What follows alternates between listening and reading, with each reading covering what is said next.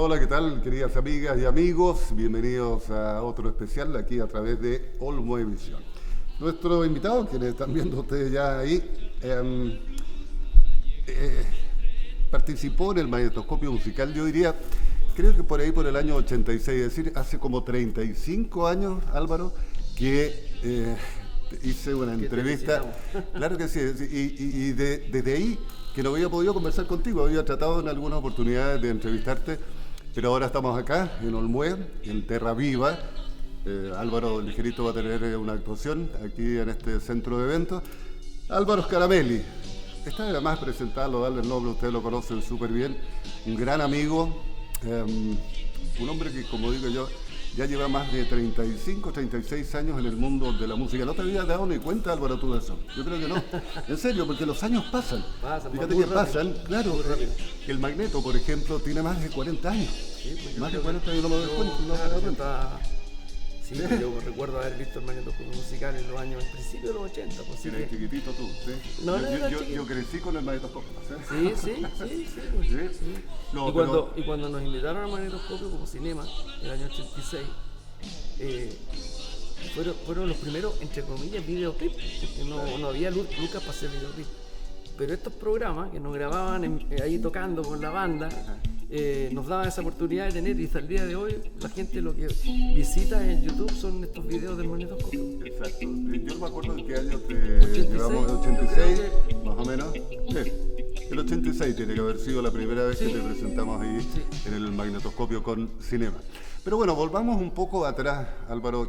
La idea de esta nota es que la gente conozca un poquitito más a Álvaro Scaramelli como ser humano.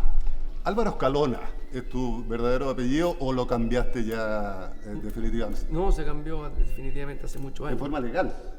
Legal, sí. Ah, legal, sí. Me adelanté los tiempos, viste que hoy día se puede, sí, claro. hoy día tú puedes cambiarlo en cualquier momento. ¿Y te puedes poner cualquier apellido? No sé si está eso todavía, no, pero lo que tú puedes elegir es si te pones el apellido de la madre o tu padre. O sea, los padres o madre valen lo mismo, no tiene por qué ser el padre. Y una cosa parecida sucedió en mi vida, digamos, porque nosotros estuvimos mucho más ligados a la familia de mi abuelo materno que de mi abuelo paterno.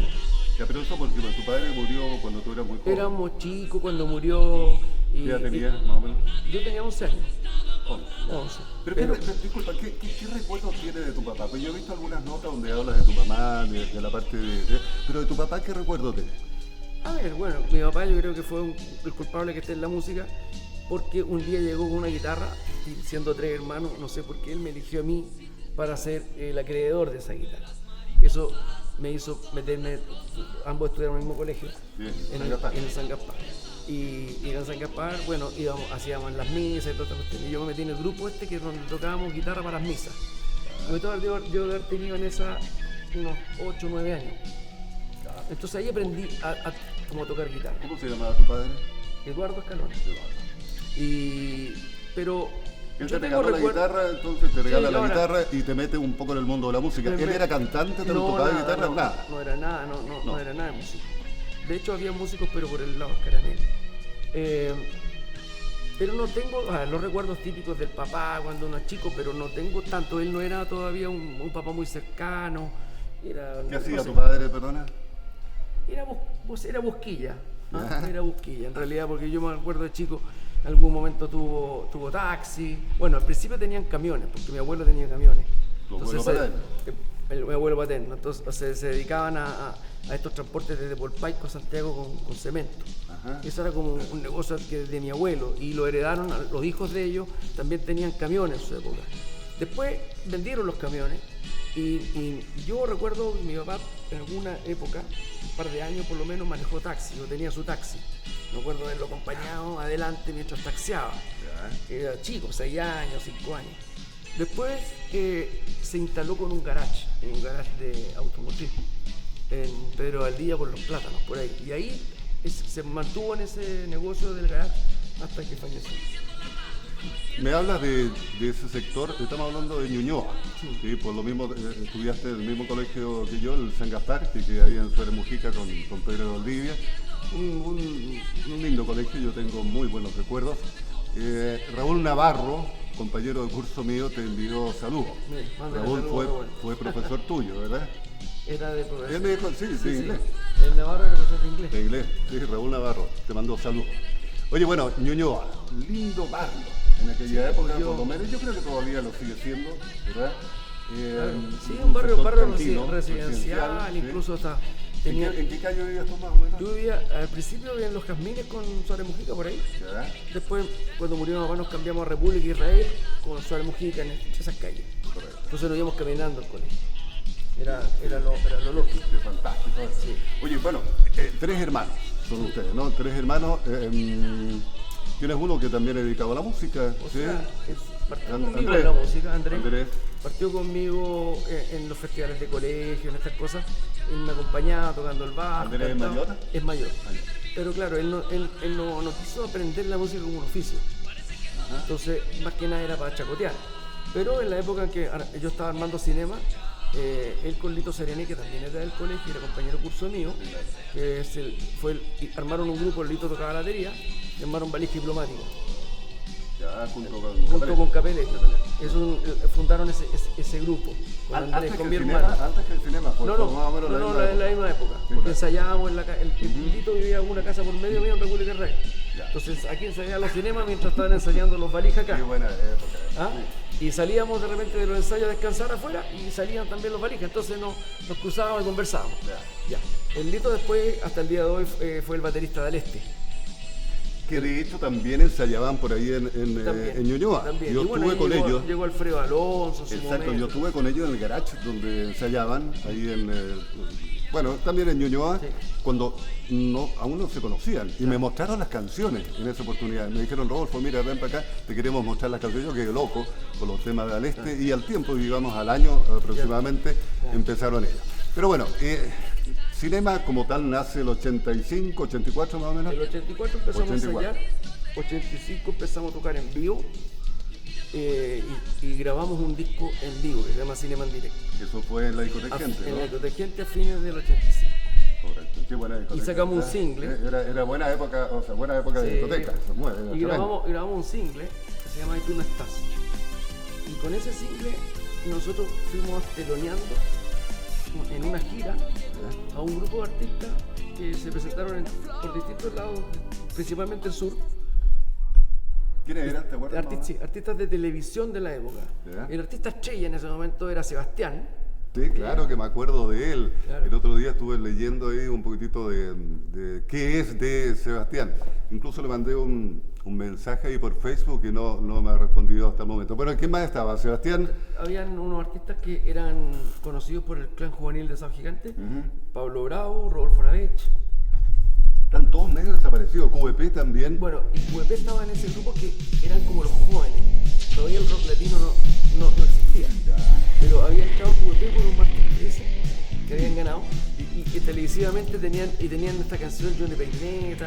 QVP fue parte de un semillero que hubo en Televisión Nacional. Exacto. El Chino Urquidi fue el que lo metió. Bueno, claro. QVP, buen grupo. Entonces cuando Jorge Maquena, que era el productor de esta gira, hace esta gira, Jorge Maquena nos ve tocar la Cinema y nos invita a participar de esta gira, pero claro, de forma gratuita porque ya no tenían presupuesto.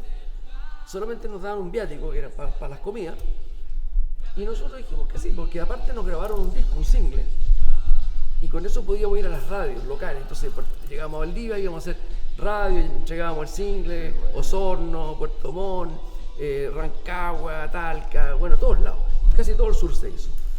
Y fue fantástico porque nos subían arriba un bus y bajábamos toda la noche, llegábamos a cada lugar. En el bus iba el sonido, con el Beto Marín, ¿te acuerdas? En esa época. Y bueno, y con una orquesta que ellos tenían para todos estos artistas, pero nosotros como éramos músicos y nosotros éramos la única banda. Y ustedes eran teloneros de todo esto. Éramos los que abríamos un concierto. Qué bonito. Y nos iba a la raja. Oye, ¿y hay imágenes de eso, Álvaro? No, ¿verdad? Qué pena más grande, qué pena, porque hubiera sido fantástico haber podido recordar esos momentos. Sí, estamos hablando del 85. 85, ¿ya? Del 85. Bueno, ya, y vuelves de esta gira, de estas presentaciones por todo el país. Exacto. Y ya Cinema y como Maquena, tal. Maquena convence a la RCA de que hagamos un disco Ahí en está vivo. Estaba el argentino en RCA, ¿no? Creo, ¿te acuerdas de él? Estaba Jaime Román. A Jaime Román. En Ya, ese momento. ya. Lo convence para que hagamos un disco en vivo. Ujú. Y en diciembre del año 85 vamos a la discoteca Gente, con el estudio de Germán de Roth, que llevaron equipo, hicimos un concierto, y ese concierto se grabó y sacamos un cassette que se llama Cinema en Directo, a la espera del disco en estudio que fuimos a grabar como en abril del 86 a Buenos Aires, donde están Los Locos Rayados y todo eso. Oye, esa grabación que hicieron en la discoteca Gente en vivo, técnicamente no fue muy buena. ¿Sí? Claro, o sea, claro. no, sí, está Sí. bien. La de Buenos Aires indudablemente que fue mucho mejor. Claro. Pero la gente se acuerda de esa grabación, ¿eh? de la discoteca Gente. Yo no, el año 85, yo era un cliente habitual ahí de la discoteca, ¿sí? Habitual. Y creo, no sé si me invitaron en esa oportunidad a la grabación de ese disco, ¿no? Pero en fin. Bueno, Cinema ya entonces se forma y comienzan los programas de televisión y todo. Quiero preguntarte una cosa.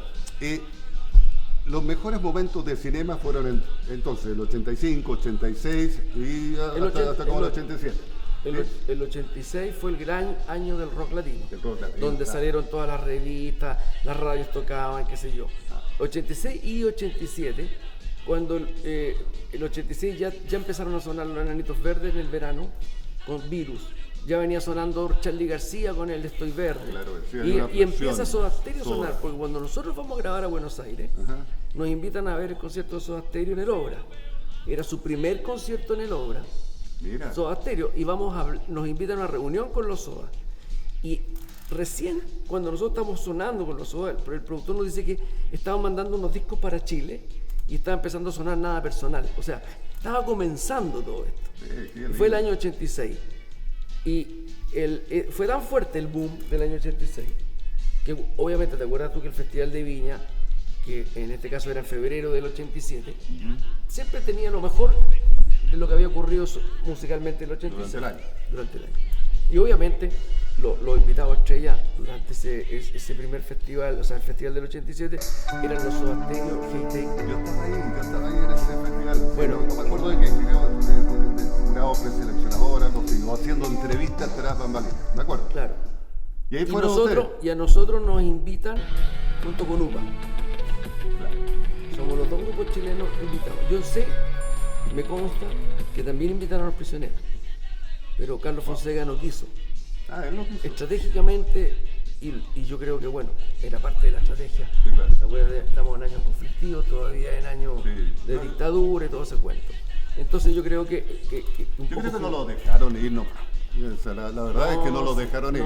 Estamos en una época complicada, yo creo que no. Pero no, una lástima. Una lástima. Pero bueno, pero ustedes estuvieron en ese festival y les fue muy bien. Nos fue muy bien. Sí, tú tenías el pelo súper largo, me acuerdo. Tenía una melena así como... No, tenía el pelo largo. No tanto, pero... Sí. Usaba las jardineras rayadas y que bueno, ahí pueden ustedes mostrar imágenes del Festival de Viña. El Festival de Viña de lo que hacían. Bueno, eso fue Cinema y después comienza otra etapa en tu vida. ¿Por qué se termina Cinema? ¿Dicen que porque tuviste problemas con el resto de los músicos o ya te cansó ese tipo de música, querías actuar como solista? ¿Qué pasó? Yo creo que éramos inmaduros todavía, todos. Porque no es que yo me cansé, sino que todos nos cansamos de todo. Fue muy intenso. Sí, muy Entre el año 85 y el 87. Mucha gira, Imagínate que a los 21 años yo ya estaba en el Festival de Viña con una antorcha. Entonces fue muy intenso. Ser reconocido en la calle y todas estas cosas en la televisión. Bueno, ¿te acuerdas tú que en esa época salir en el magnetoscopio o en cualquier programa de televisión, prácticamente más de la mitad de Chile te vio? Entonces ya era uno conocido en todo. Bueno, yo creo que nos ganó la madurez, pero estábamos un poco cansados. Y a Maquena se le ocurre, como estaban tirantes las cosas, por... ¿Entre ustedes?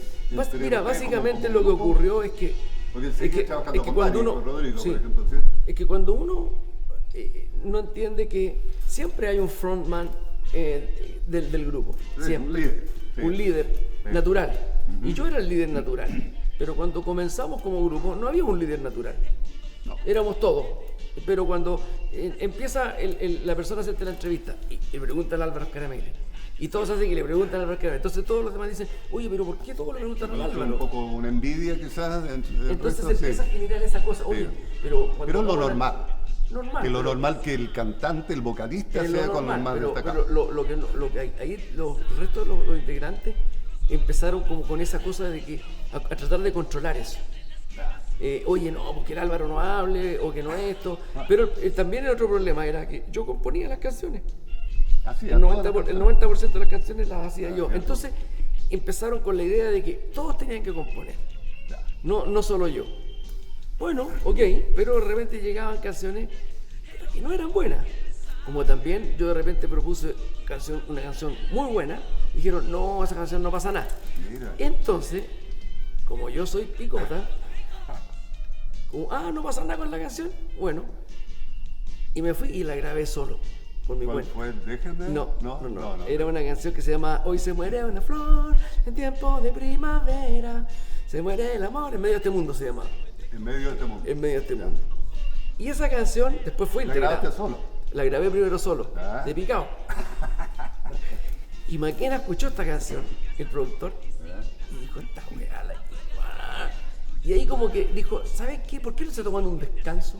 Hagamos la gira post Viña, la gira por Chile, la típica, y tómense un descanso, bueno. Graben cada uno sus cosas. Mira. Yo apoyo la grabación a todos. Sí, claro.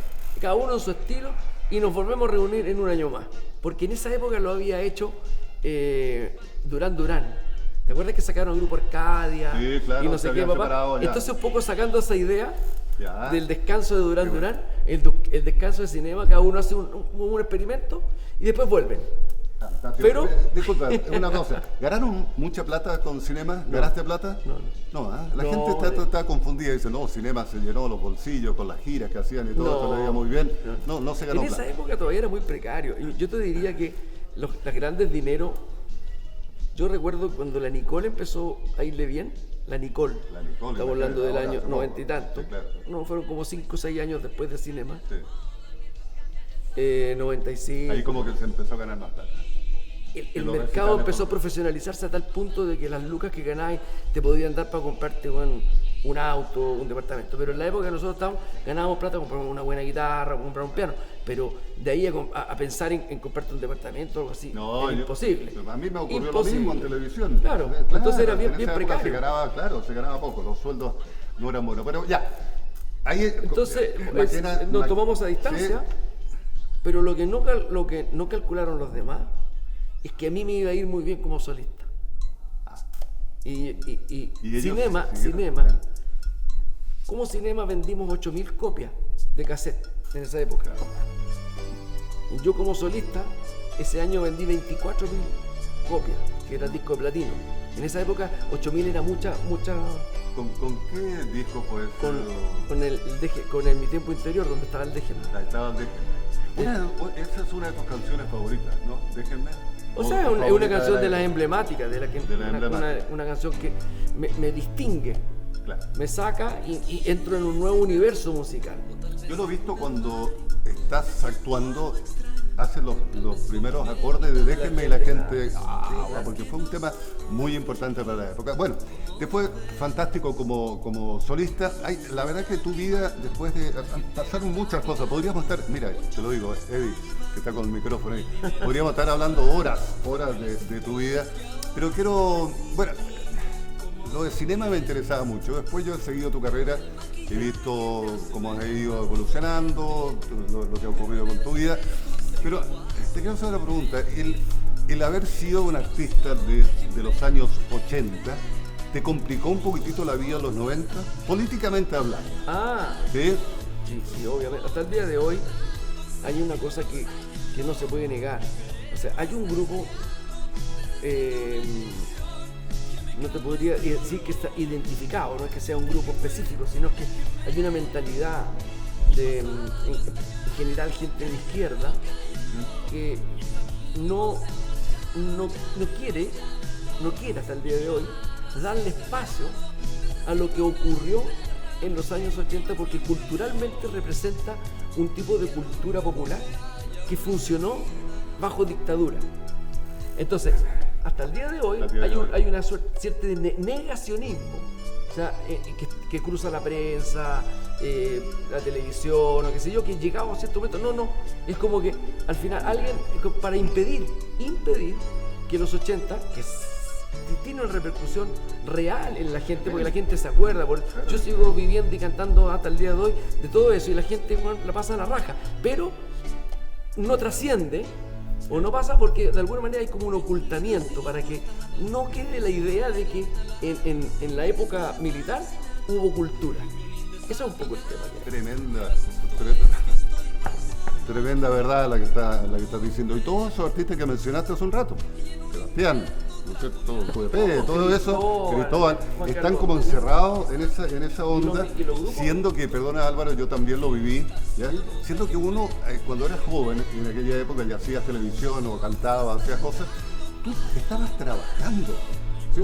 Para mí, hacer el magnetoscopio, por ejemplo, era un trabajo común y corriente, no tenía ninguna metralleta, ¿cachai? Ni hacía política, nada. Le pasó a Nicolás Parra, lo limpiaron hasta el día de su muerte, porque él siguió escribiendo poesía y haciendo cultura durante la época. Pero todos los grupos, Aterrizaje Forzoso, Diena, Barato Raro, Vale Diplomática, Pancho Puelma, todos que somos de esa generación, pertenecemos a esta generación que está como negada en un cierto status quo de cierta cosa, o sea, como que no se quiere que eso tenga una reivindicación o que en el tiempo, como lo que ocurre con la nueva ola, que no hay un conflicto entre comillas político con ellos, pero sí hay como un conflicto, como que la gente que es más de izquierda como que no quiere permitir que esto tenga visibilización. Qué malo, pero mira, ¿sabes qué? Hay un montón de gente que los sigue a ustedes, que sigue a los valijas, que no sigue... tiene que ver con el público. El público los quiere. El público nos quiere, vos sabes que no estuvimos metidos en nada, qué sé yo. Yo lo he visto en las fiestas que yo hago, he visto las presentaciones de ustedes con la Superbanda, por ejemplo, he tenido la oportunidad de presentarte a ti con la Superbanda. Oye, el público fanático, todos te aplauden a rabiar, recuerdan mucho todas las canciones, etc. A ver, tuviste años difíciles también a fines de los 90, ya, con la bacteria asesina, con ese golpe, compadre, ¿fue un asalto porque te rompieron la mandíbula, te rompieron la cabeza? ¿Qué pasó? No entendí muy bien qué es lo que ocurrió con eso. Yo tenía un local en Talagante, muy famoso, que se llama El Viejo Whisky, donde iban a cantar todos los artistas, y más siempre se llenaba, era como el Tutix de Santiago, de Talagante. Ya, y yo era el dueño y cantaba y todo. Entonces, como dueño del local también compartía las mesas y qué sé yo. Y lo que ocurrió es que había un tipo que siempre se emborrachaba y hacía weá, y era el típico borracho pesado. Ese borracho pesado varias veces tuvimos que echarlo. Y un día, entre que lo eché, el güey no vio nada mejor que agarrar una piedra y tirarla, y rompió un vidrio y cayó arriba de una mesa. Y yo, bueno, sabía que era este güey y salía afuera a encararlo. Salía afuera, oye, y iba caminando y él estaba en la esquina. Y el güey como que me hacía señas, como que yo fui, ¿cómo se te ocurre, güey, tirar así unas peñascas? Y un amigo de él vino por atrás, y yo no lo vi, y me pega un combo por atrás. Entonces el combo me llega aquí en el ángulo de la mandíbula. Y en ese momento yo siento, bueno, que se me cae la mandíbula. Y no podía cerrar la boca. Entonces dije, ¿qué pasó? Man? Porque no me dolía, pero tenía la carretilla colgando. Man. Y eso fue así. ¿Eso fue? Sí. Ahí se terminó la pelea, me imagino. No hubo pelea, no hubo nada. Pelea. No, o sea, yo me quedé con eso, y me fui al hospital, o sea, no. Me imagino. ¿Tú eres bueno para los puñetes? ¿Sí?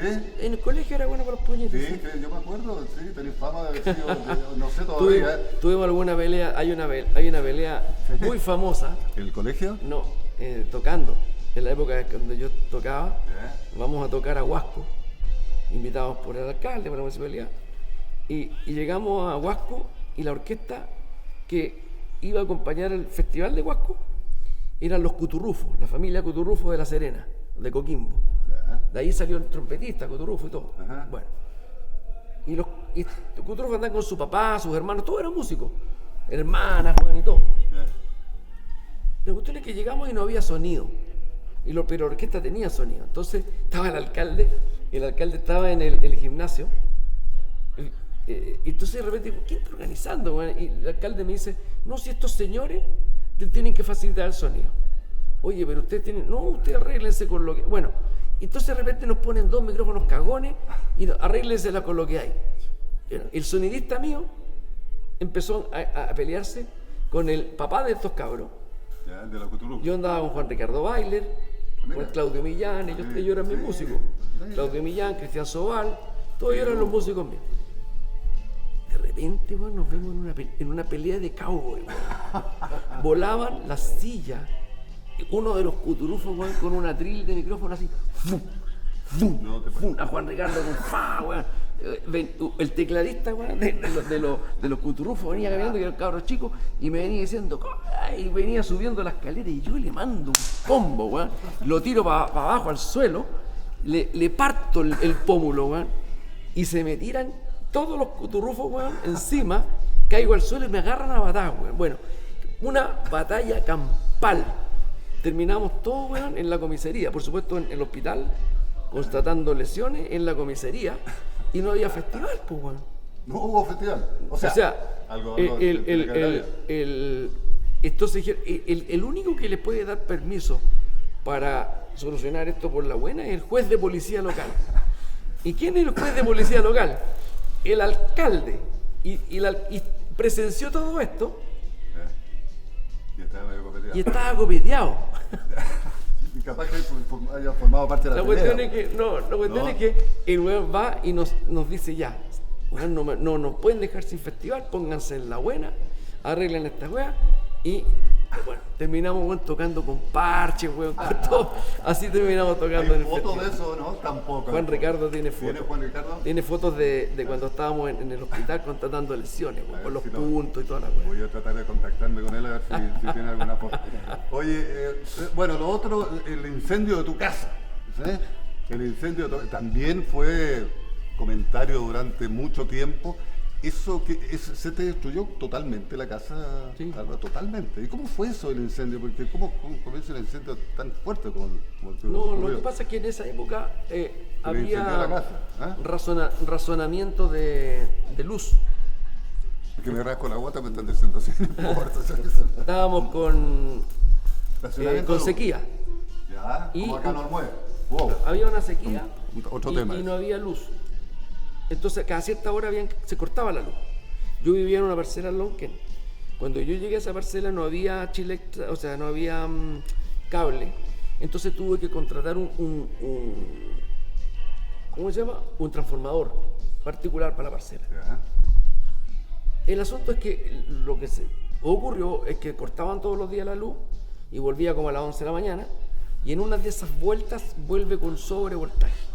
Claro, que hay que tener mucho cuidado con eso. Y eso genera un incendio, y como la casa era en palafito y de 3 pisos, de 3 medios pisos, con viento, puta, agarró como una chimenea, weón, y se quemó, weón, de una. Entera, qué locura. Y eso para ti, tú has tenido muchos golpes en tu vida, o sea, aparte de los que te dieron ahí en el Huasco. Has tenido golpes, la bacteria, la quijada, la mandíbula, el incendio de tu casa, separación de tu primera señora. Con ella tuviste 3 hijos, ¿no? 3 hijos. 3 hijos. Están grandes ya. Están grandes ya, todos realizados. ¿Sí? Sí. ¿Son algunos de ellos músicos? Sí, pues. Los músicos, los mellizos. Claro, contigo, los mellizos. Sí, claro. Y bueno, después te volviste a casar. Sí. ¿Cuántos años llevas ya de matrimonio? Ya llevo 23 años. ¿Tienes hijos? Tengo 2 hijos con la Loreto.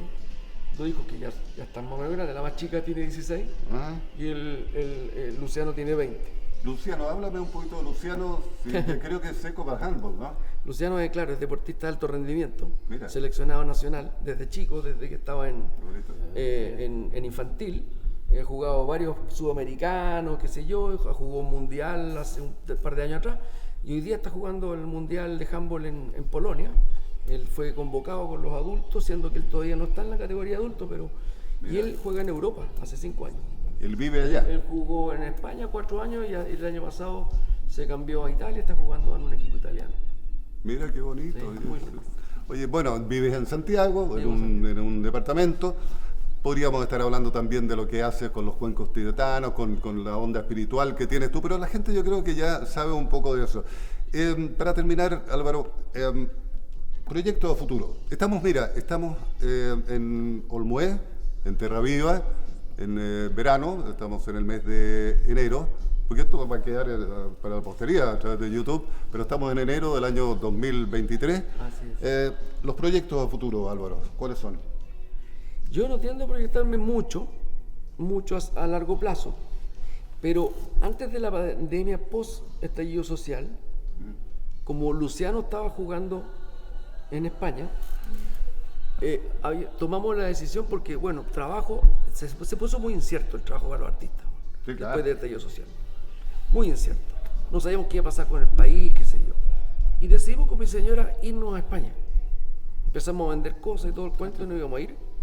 Y vino la pandemia. Empezó a quedar la caga, porque en realidad nos queríamos ir a Italia. Y Italia empezó con el cierre, se cerró la embajada, bueno, sí, entonces no pudimos sacar los pasaportes, todo ese cuento. Ese es el proyecto. Bueno, retomamos Chile. Mi hija estaba entrando octavo a primero medio, por eso que era como un tiempo justo para que mi hija estudiara en Europa. Y entonces ya nos quedamos. Entonces decidimos quedarnos mientras la Lorenza termina su enseñanza media, que está en tercero medio, le quedan 2 años. Yeah. En mi proyecto a futuro es en 2 años más irme a vivir a Italia, por lo menos por 3 años, y de ahí decidir si me quedo en Italia o vuelvo a Chile. Ese sería un proyecto a futuro. Familiar. A futuro. Ese sería a futuro. Mientras tanto, seguir tocando porque estoy con harta una pega. Buena época, con harta pega. Sí, te ha ido muy bien, te ha ido muy bien, la gente te quiere mucho, sí, te sigue. Yo sé que hoy día va a estar a tablero vuelto tu presentación.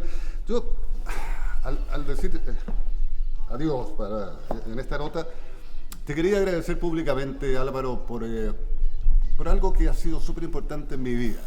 Tuve hace muy poco un golpe tremendo, mi señora partió, se me fue, y tú fuiste uno de los grandes amigos que estuvo conmigo siempre, desde el primer día, compadre, ahí apoyándome, mandándome WhatsApp, llamándome, y la verdad que, no sin tener por qué, pero tampoco somos íntimos amigos que nos veamos todos los meses, todas las semanas. Pero tú estuviste todo el rato ahí conmigo, vamos adelante, fuerza, hasta el día de hoy. Te lo quería agradecer porque me sirvió mucho, Álvaro, muchísimo. Ya, lo que tú haces, tú tienes un sentido de espiritualidad muy grande y eres muy amigo de tus amigos, y lo que hiciste conmigo, lo mismo que Capelete, ¿sí? Alejandro Capelete también me apoyó mucho y quería agradecerlo en forma pública. Te portaste muy bien, Álvaro. Bueno, Rodolfo, todos sentimos mucho lo que te pasó, o sea, y uno comprende ese dolor. Yo te diría que uno alcanza a sentir el dolor que tú tienes. Entonces, quizás uno quisiera hacer más, pero bueno, desde la distancia y con las redes sociales, de pronto, una palabra de apoyo, yo sabía que era un momento en que no sé, es intuición. Déjalo en manos de algo más grande. Incluso puedo no ser yo, pero me tocó recibir un par de mensajes y alertarme, darme cuenta. Y eso nos mantuvo en contacto durante ese tiempo difícil, que sigue siéndolo, pero en ese momento fue mucho más difícil. Bueno, la vida es así. Lo único que, ya que estamos con la pantalla, la vida es mágica. No es esta vida material, concreta. Tiene mucha sutileza. La vida está llena de sutileza. Y la vida te habla. Y la vida te pone personas en el camino y te pone señales. Y eso, el ser humano que tiene la capacidad de estar atento a esas señales, es el ser humano que empieza a trascender espiritualmente, no religiosamente. No tiene nada que ver la espiritualidad con la religión. Espiritual significa que yo estoy atento a las señales invisibles, no tangibles, no racionales que la vida te da. Así que bueno, ahí estuvimos. Para terminar, sacaste aplausos, no sé, escuchaste los aplausos que dieron recién. Oye, bonitas palabras, Álvaro, para terminar esta nota. Podríamos, como digo, haber estado hablando se puede conversar. Debería ser así como un... ¿En serio? Sí. Una serie. Sí, una serie podría ser. Porque quedaron muchas cosas en el tintero, pero la gente quería saber un poco más de ti ahí como persona. Qué bueno. Eres un buen chato, amigo mío. Y nada, te quiero mucho y espero poder tenerte, no en 35 años más con una entrevista, sino próximamente. ¿Okay? Sigamos Gracias, viéndonos. Un abrazo gracias, grande. Gracias, Rodolfo. Gracias a toda la gente del Muelle. Chau.